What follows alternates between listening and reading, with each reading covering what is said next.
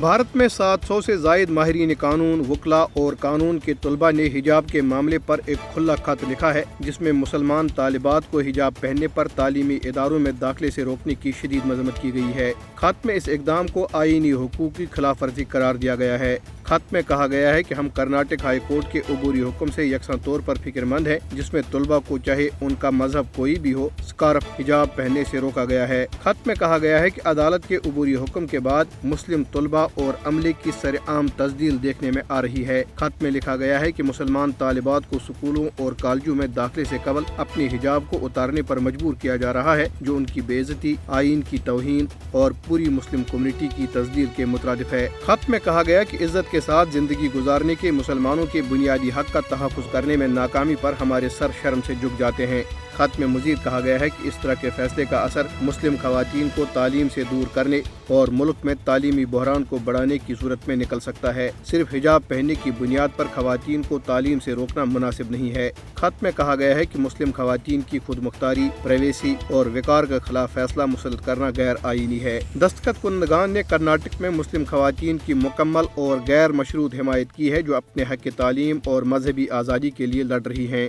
بحرین کی پارلیمنٹ کے کئی ارکان نے بھارتی ریاست کرناٹک کے تعلیمی اداروں میں مسلم طالبات کے حجاب پر پابندی کی مذمت کی ہے اور بھارتی حکومت پر اس امتیازی فیصلے کو فوری طور پر ختم کرنے کے لیے بین الاقوامی دباؤ بڑھانے کا مطالبہ کیا ہے۔ بحرین کی پارلیمنٹ نے اعلیٰ سالہ بلاک کے صدر اور سروسز کمیٹی کے چیئرمین احمد الانصاری کی سربراہی میں 23 ارکانی پارلیمنٹ کی طرف سے بھارت میں مسلم اقلیت کے ساتھ امتیازی سلوک کے خلاف بیان جاری کرنے کی تجویز کی متفقہ طور پر منظوری دی۔ اس سے قبل کئی بین الاقوامی تنظیموں نے بھارت سے مسلمانوں کے خلاف جاری تعصب اور امتیازی سلوک ختم کرنے کا مطالبہ کیا ہے۔ اسلامی تعاون تنظیم نے بھی بھارت سے مسلمانوں کے خلاف امتیازی پالیسیاں ترک کرنے پر زور دیا ہے۔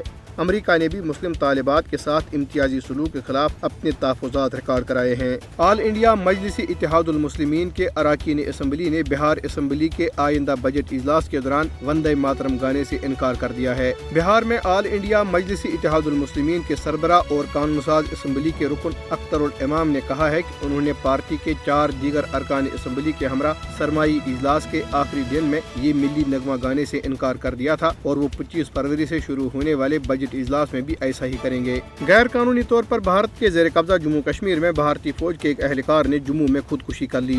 آسام کے علاقے گورا گوری کے رہائشی بھارتی فوج کے سپاہی بسوا جیت گوگائی نے جموں کے علاقے نگروٹا میں واقع فوجی کیمپ میں اپنی سروس رائفل سے گولی مار کر خودکشی کی، جس سے مقبوضہ علاقے میں جنوری 2007 سے خودکشی کرنے والے بھارتی فوجیوں اور پولیس اہلکاروں کی تعداد بڑھ کر 532 ہو گئی ہے۔